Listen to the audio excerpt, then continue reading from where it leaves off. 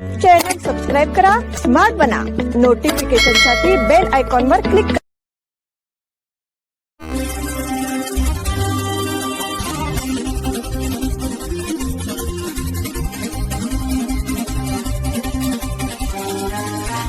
नमस्कार, स्मार्ट न्यूजच्या बुलेटिन मध्ये आपलं स्वागत.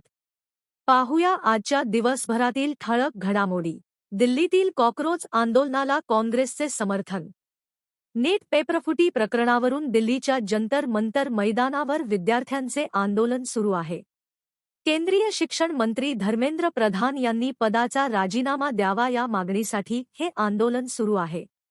या आंदोलनाला विविध संघटनांनी व राजकीय पक्षांनी पाठिंबा दिला आहे. आता काँग्रेस देखील मैदानात उतरली आहे. खासदार राहुल गांधी यांनी थेट पंतप्रधान नरेंद्र मोदी यांच्या घरासमोर आंदोलन सुरू केलं आहे. यानंतर केंद्रीय मंत्री जितेंद्र सिंह, गृहसचिव गोविंद मोहन हे राहुल गांधी यांच्यासोबत बोलण्यासाठी आले होते. मात्र ते दोघेही निघून गेले. राहुल गांधी आंदोलनावर ठाम असल्याची माहिती मिळत आहे. राहुल गांधी रात्रभर पंतप्रधानांच्या निवासस्थानाबाहेर ठिय्या आंदोलन करणार आहेत. केंद्रीय शिक्षण मंत्री धर्मेंद्र प्रधान यांचा राजीनामा आणि सरन्यायाधीशांच्या आंदोलनादरम्यान झालेल्या लाठीचार्जवरून सध्या दिल्लीचे राजकारण वादाच्या भोवऱ्यात सापडले आहे. लोकसभेतील विरोधी पक्षनेते राहुल गांधी हे लोक कल्याण मार्ग येथील पंतप्रधानांच्या निवासस्थानाबाहेर धरणे आंदोलन करत आहेत. प्रियांका गांधी आणि जयराम रमेश यांच्यासह काँग्रेसचे अनेक खासदार त्यांच्यासोबत उपस्थित आहेत. काँग्रेसचे सरचिटणीस जयराम रमेश यांनी दावा केला आहे की राहुल गांधी पंतप्रधानांच्या निवासस्थानाबाहेर रात्रभर ठिय्या आंदोलन करतील. भारतात पहिल्या डेंग्यू प्रतिबंधक लसीला मंजुरी. पावसाळ्यात डेंग्यूच्या रुग्णसंख्येत मोठी वाढ होत असते. डेंग्यू हा एडिस एजिप्ती या डासाच्या चाव्यामुळे पसरणारा विषाणूजन्य आजार आहे. हा डास प्रामुख्याने साचलेल्या पाण्यात वाढतो. पावसाळ्यात घराभोवती किंवा परिसरात पाणी साचल्यास या डासांची संख्या झपाट्याने वाढते. आता डेंग्यूच्या आजारावर बचावासाठी एका लसीला मंजुरी मिळाली असल्याने डेंग्यूच्या धोक्यापासून प्रतिबंधात्मक उपाय सापडला आहे. या प्रतिबंधात्मक लसीचे नाव क्युडेंगा असे आहे. या लसीला जपानची फार्मा कंपनी टाकेडाने तयार केले आहे. भारतात ड्रग कंट्रोलर जनरलनी या लसीला 4 ते 60 वर्षांच्या लोकांसाठी मंजुरी दिली आहे. क्युडेंगा ही भारतात मंजुरी मिळणारी पहिली डेंग्यू लस आहे. या लसीची खासियत म्हणजे या लसीला लावण्याच्या आधी त्या व्यक्तीला आधी डेंग्यू झाला आहे की नाही याची टेस्ट करण्याची काही गरज नाही. म्हणजे ही लस कोणालाही घेता येते. कोणाला आधी डेंग्यू झाला असेल तर त्यालाही ही लस घेता येते. जर डेंग्यू झाला नसेल तरीही लस घेता येते. या लसीचे डोस 4 ते 60 वयोगटातील कोणत्याही लोकांना घेता येणार आहे. याचे एकूण 2 डोस घ्यावे लागणार आहेत. दोन्ही डोस दरम्यान 3 महिन्यांचे अंतर राखावे लागणार आहे. ही लस त्वचेच्या खाली सिरिंजद्वारे घेता येणार आहे. युक्रेन जहाजावरील हल्ल्यात 4 भारतीयांचा मृत्यू. युक्रेनमधील ओडेसा बंदराच्या परिसरात एका मालवाहू जहाजावर झालेल्या क्षेपणास्त्र हल्ल्यात 4 भारतीय नागरिकांचा मृत्यू झाला असून आणखी एक भारतीय नागरिक गंभीर जखमी झाला आहे. 4 भारतीयांमध्ये केरळचे खलाशी अखिल जोयन यांचा समावेश होता. हा हल्ला 19 जुलैच्या सायंकाळी एमव्ही गोल्डन लिओ हे जहाज ओडेसा बंदरातून रवाना होत असताना झाला. या घटनेमुळे काळ्या समुद्राच्या परिसरातील वाढत्या धोक्यांबाबत आणि व्यापारी जहाजांच्या सुरक्षेबाबत पुन्हा एकदा चिंता व्यक्त केली जात आहे. या घटनेबद्दल भारत सरकारने तीव्र दुःख व्यक्त करत हल्ल्याचा कठोर शब्दांत निषेध केला असून प्रभावित भारतीयांना सर्वतोपरी मदत करण्याचे आश्वासन दिले आहे. परराष्ट्र मंत्रालयाने दिलेल्या माहितीनुसार हल्ल्यावेळी एमव्ही गोल्डन लिओ या जहाजावर एकूण 17 कर्मचारी होते. त्यापैकी 5 जण भारतीय नागरिक होते. या हल्ल्यात ब्रिसरातील भारतीयांचा मृत्यू झाला तर आणखी एक भारतीय गंभीर जखमी झाला आहे. मंत्रालयाने सांगितले की युक्रेनमधील भारतीय दूतावास परिस्थितीवर सातत्याने लक्ष ठेवून आहे आणि प्रभावित व्यक्तींना आवश्यक ती सर्व मदत पुरविण्याचा प्रयत्न करत आहे.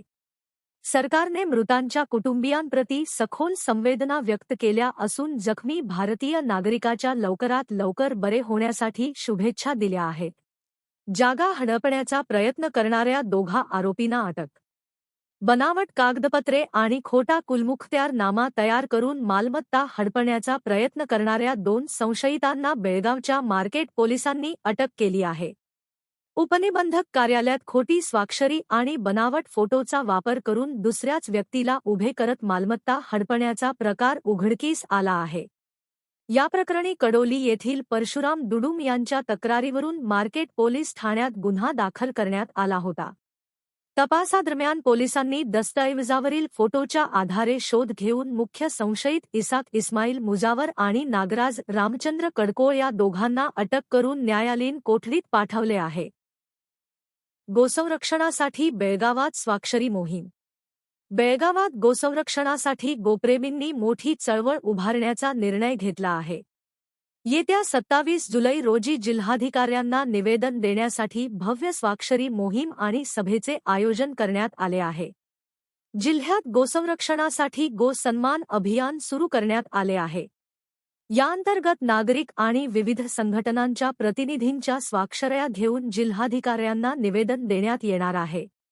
27 जुलै रोजी सकाळी 10:30 वाजता जिल्हाधिकारी कार्यालयासमोर जनजागृती सभा होणार असून प्रमुख गोरक्षक निलेश यांच्या नेतृत्वाखाली समाज आणि गोप्रेमी एकत्र येणार आहेत.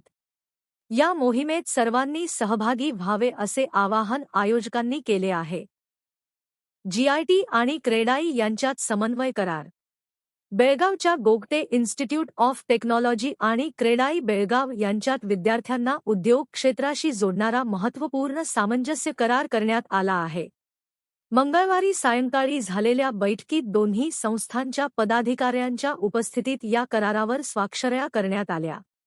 क्रेडाई बेळगावने कर्नाटकात प्रथमच एखाद्या शैक्षणिक संस्थेसोबत असा सामंजस्य करार केला असून हा उपक्रम राज्यातील पहिलाच असल्याचे सांगण्यात आले.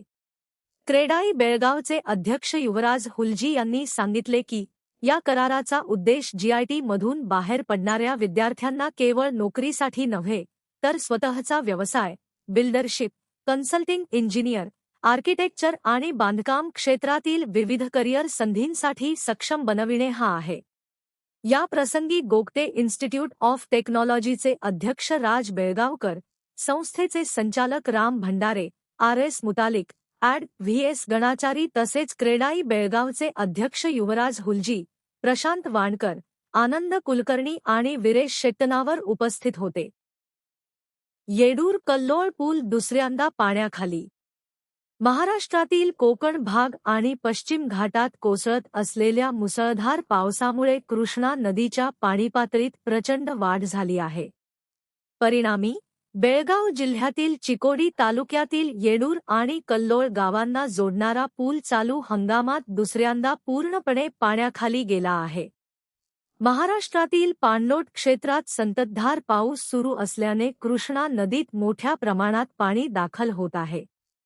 सध्या कल्लोळ नदीकाठच्या भागात सुमारे 60,000 क्युसेक्स पाण्याचा विसर्ग सुरू असून नदीची पातळी क्षणोक्षणी वाढत आहे.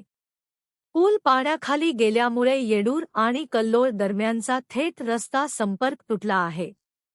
नागरिकांच्या व वाहनधारकांच्या सुरक्षेचा उपाय म्हणून या मार्गावरील वाहतूक पूर्णपणे बंद करण्यात आली आहे. प्रवाशांना व स्थानिकांना पर्यायी मार्गाचा वापर करण्याचे निर्देश देण्यात आले आहेत. स्थानिक प्रशासन परिस्थितीवर सतत लक्ष ठेवून आहे. याचबरोबर स्मार्ट न्यूज मराठीचे आजचे बुलेटिन इथेच संपले. धन्यवाद.